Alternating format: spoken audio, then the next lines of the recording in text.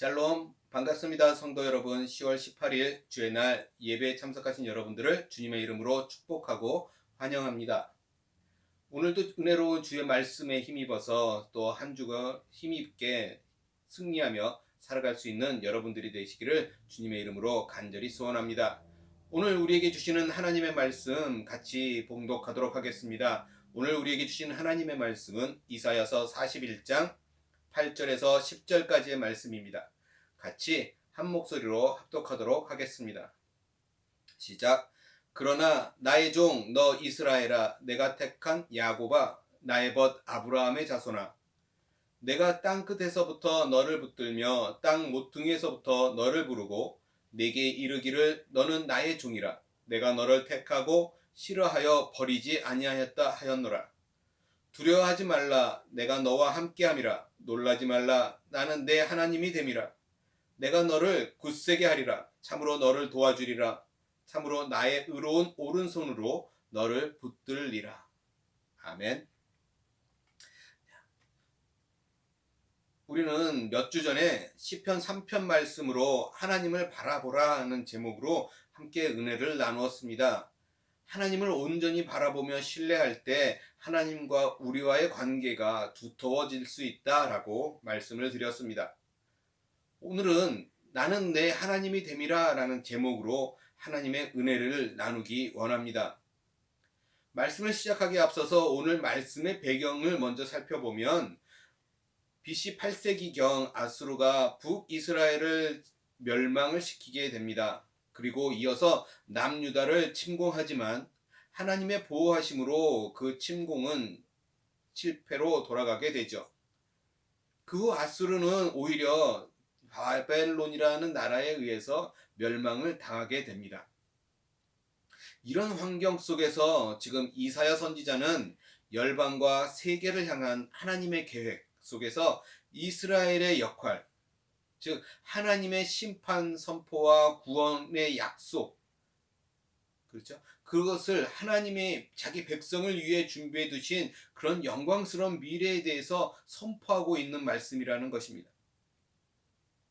오늘 본문 말씀처럼 우리의 삶 속에 두려움이 다가올 수 있고 예상치 못했던 일들이 갑자기 생겨 놀라는 일들이 생길 수도 있습니다. 또 힘이 빠지고 약해지는 경우들이 생길 수 있고 또 넘어지고 낭떠러지로 떨어지는 것 같은 일들이 일어날 수도 있습니다. 때로는 우리의 몸이 피곤하고 졸릴 수도 있지만 그보다 많은 경우 우리의 마음이 지치고 낙심되는 것을 또 볼 수 있습니다. 지금까지 걸어왔던 우리의 짧은 인생의 길 속에서도 이런 고난과 어려움이 참 많이 있었습니다. 그러나 이제 앞으로 우리가 걸어갈 길에는 더욱 많은 수고와 고통이 기다리고 있을 것입니다. 그러나 사랑하는 성도 여러분, 오늘 우리가 읽었던 이사야 41장 10절의 말씀처럼 이 말씀을 우리 마음 깊이 새겨놓기 원합니다. 마음이 우울할 때 여러분은 앨범의 사진이나 소중한 편지처럼 우리가 이 말씀을 마음속에 간직하였다가 우리의 마음이 지치고 힘들 때 다시 기억하고 되새기면서 우리가 힘을 낼 수 있기를 소원합니다. 우리가 두려워할 때 하나님께서 말씀하십니다. 두려워하지 말라고. 우리가 혼자라고 느낄 때 하나님께서 말씀하십니다. 내가 너와 함께한다. 우리가 예상치 못한 갑작스러운 일을 당황하고 놀랄 때 하나님께서 말씀하십니다. 놀라지 말라. 나는 너의 하나님이라. 우리의 마음이 약해지고 포기하고 싶은 마음이 들 때 온 우주를 권능의 말씀으로 창조하신 주 하나님께서 말씀하십니다. 내가 너를 굳세게 하리라. 나를 돕는 자가 아무도 없고 모두에게 외면을 받는다고 느꼈을 때 하나님께서 말씀하십니다. 참으로 내가 너를 도와주리라. 참으로 내가 내 의로운 오른손으로 너를 붙들리라. 얼마나 우리에게 힘이 되는 은혜의 말씀인지 모르겠습니다. 또 이사야서 46장 4절에 보면 이렇게 말씀하고 있습니다.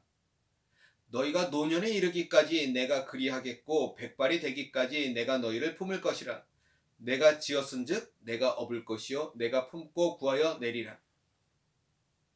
사랑하는 성도 여러분, 오늘부터 하나님을 부를 때 나의 하나님이라고 불러보시기 바랍니다. 우리가 주님을 부를 때 나의 주님이라고 불러보시기 바랍니다. 하나님 아버지를 부를 때 나의 아버지라고 부르시기 바랍니다. 오늘 하나님께서 저와 여러분들에게 말씀하고 계십니다. 나는 내 하나님이 됨이라. 그렇습니다. 하나님은 다른 누구의 하나님이 아니라 바로 나의 하나님이시다라는 것입니다. 오늘 우리는 인생의 큰 절망 속에서 용기를 내고 모든 고난을 헤쳐나갔던 두 사람의 이야기를 생각해 보려고 합니다. 그 두 사람은 바로 다윗과 바울입니다. 먼저 다윗의 이야기를 생각해 보겠습니다. 사무엘상 29장 30장 말씀을 보시면 다윗에 대한 이야기가 기록되어 있습니다. 그 당시 사울은 다윗을 쫓고 있는 상황이었습니다. 다윗은 자신을 따르는 사람들과 함께 사울 왕이 더 이상 쫓아오지 않도록 아예 이스라엘 땅 밖으로 도망치게 되죠. 그리고 다윗은 블레셋 민족 중에 하나인 가드 왕 아기스의 신하가 되어서 시글락이라는 도시에 살고 있었습니다. 하루는 다윗과 그와 함께한 군사들이 아기스와 만나고 돌아왔는데 아말렉 민족이 다윗이 거주하고 있던 시글락을 침략해서 그 도시에 거하던 모든 백성들의 아내와 자녀들을 포로로 사로잡아가고 온 도시를 불태워버렸고 노력한 것을 발견하게 됩니다. 이때 다윗과 함께 했던 사람들이 이스라엘 땅에서 고난 중에 있던 자들이었고 빚진 자들 또 소외받는 자들이었습니다. 다윗의 처지도 그 모든 사람들과 별반 다르지 않았습니다. 그는 쫓기는 신세였고 자칫하면 언제라도 죽음을 맞이할 수 있는 인생이었습니다. 이렇게 절망적인 신세였던 그들의 눈앞에 이제 불타고 있는 집과 폐허가 된 도시가 놓여 있었습니다. 그들의 가족들은 다 포로로 끌려갔고 그동안 마련하고 준비해 놓은 모든 재산이 사라져 버렸습니다. 성경은 이때 다윗과 그와 함께한 백성이 더 이상 울 힘이 없을 때까지 소리를 높여 울었다고 기록하고 있습니다. 이제는 정말 그들에게 남은 것이 아무것도 없었습니다. 그들은 이제 정말 망했다라고 생각했습니다. 인생이 모두 끝났다라고 생각했습니다. 가족도 없고 집도 없고 아무것도 남지 않은 그런 인생이었습니다. 이때 다윗에게 더욱더 큰 어려움이 임하게 되는데 바로 다윗과 함께 했던 백성이 다윗을 돌로 치자고 말하는 것이죠. 이 모든 일이 일어난 것이 바로 다윗 때문이라고 말하면서 그를 죽여야 한다라고 말하고 있는 것입니다. 다윗 역시 자기 가족과 모든 것을 잃어버렸고 그 때문에 모든 것이 망한 것 같은 그런 절망에 빠졌는데 이제는 더 나아가서 자신과 함께 했던 그 백성들이 자신을 죽이자고 말하고 있는 것입니다. 이때 다윗은 어떻게 하였습니까? 사무엘상 30장 6절 말씀을 보면 이렇게 기록하고 있습니다. 백성들이 자녀들 때문에 마음이 슬퍼서 다윗을 돌로 치자 하니 다윗이 크게 다급하였으나 그의 하나님 여호와를 힘입고 용기를 얻었더라. 그의 하나님 여호와를 힘입고 용기를 얻었더라라고 말씀하고 있어요. 다윗에게는 용기를 내라고 말해주는 사람이 아무도 없었습니다. 다윗을 위로해주는 사람이 아무도 없었어요. 다윗에게 힘내라고 말하는 사람도 아무도 없었습니다. 오히려 온 백성이 다윗을 돌로 치자고 말하고 있었습니다. 그러나 다윗은 혼자가 아니었습니다. 그에게는 주님, 곧 자기 자신의 하나님께서 자신과 함께하고 계심을 믿었습니다. 다윗은 이런 절망의 순간에 자신의 하나님, 자기의 하나님을 바라보았습니다. 그리고 다윗은 그 고통의 순간에 하나님 안에서 용기를 얻을 수 있었다라고 말하고 있는 것입니다. 우리의 마음이 낙심되고 고통스러울 때, 포기하고 싶고 그만두고 싶을 때 나의 하나님을 바라보시기 바랍니다. 그리고 그 나의 하나님 속에서 용기를 내시기 바랍니다. 이번에는 바울의 이야기를 생각해 보겠습니다. 바울은 복음을 전하다가 감옥에 갇히는 죄수의 신분이 되었습니다. 바울은 재판을 받는 중에 로마 황제 가이사에게 재판받기를 청원하였고, 로마 군대의 감시하에 다른 많은 죄수들과 함께 로마를 향해 가게 되었습니다. 바울과 함께한 사람들이 배를 타고 이동하던 중에 유라글로라고 하는 거대한 폭풍을 만나게 되었습니다. 그들은 몇 날 며칠을 파도와 씨름하였고, 배 안에 있는 모든 무거운 물품들을 바다에 내던지면서 파도와 싸우고 있었습니다. 사도행전 27장 20절 말씀을 보면 이렇게 기록하고 있습니다.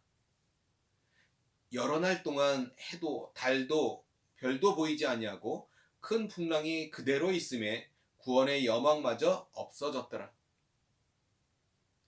폭풍이 얼마나 심했던지 여러 날 동안 햇빛도 보이지 않았고 별도 보이지 않았습니다.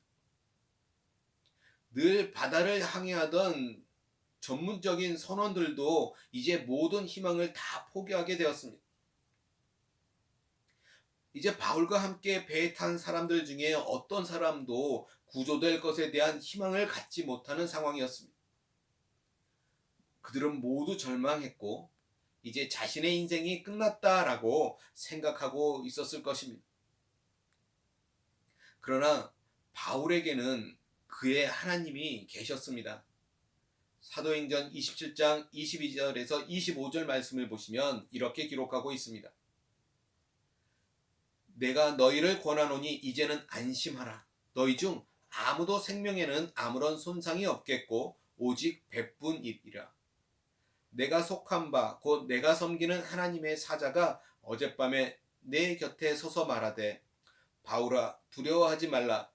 내가 가이사 앞에 서야 하겠고 또 하나님께서 너와 함께 항해하는 자를 다 내게 주셨다 하였으니 그러므로 여러분이여 안심하라. 나는 내게 말씀하신 그대로 되리라고 하나님을 믿노라. 바울에게는 바다에 대한 지식이 없었습니다. 바울에게는 배를 항해하는 기술도 없었습니다. 그러나 바울에게는 그의 삶을 인도하고 계시는 하나님이 계셨습니다. 하나님께서 바울아 두려워하지 말라. 내가 가이사 앞에 서야 하겠다라고 말씀하셨습니다. 사랑하는 성도 여러분, 우리 주변의 사람들이 또는 우리 주변의 어떤 전문가들이 이제 다 끝났다라고 말할 때 우리는 나의 하나님을 바라보시기 바랍니다. 주변의 모든 사람들이 그것은 안 된다라고 절망을 말할 때 나의 주님을 바라보시기 바랍니다. 나의 하나님을 바라보고 두려워하지 마십시오. 그리고 기운을 내십시오. 오늘 저와 여러분들에게 필요한 것이 무엇입니까? 우리에게 필요한 것은 뛰어난 지식이나 힘이 아닙니다.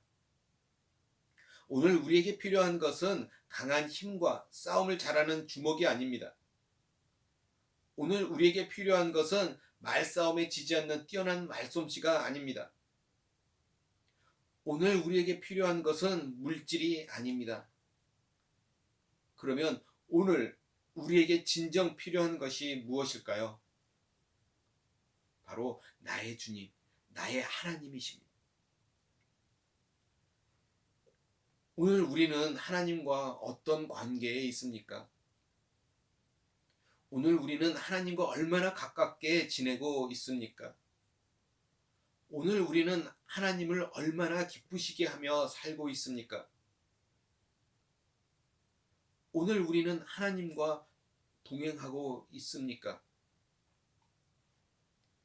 하나님께서 사람이 되어 이 땅에 오실 때 그분의 이름은 임마누엘, 즉 우리와 함께 하시는 하나님이었습니다. 하나님께서는 오늘 우리와 함께 동행하기를 원하십니다. 또한 오늘 주님은 우리 각자의 마음속에 살아 계십니다.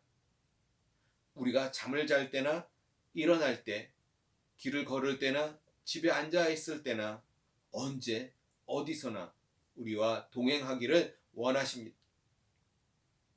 기쁠 때에도 슬플 때에도 즐거울 때에도 낙심 가운데 있을 때 언제나 우리와 함께 하시기를 원하시는 하나님이십니다.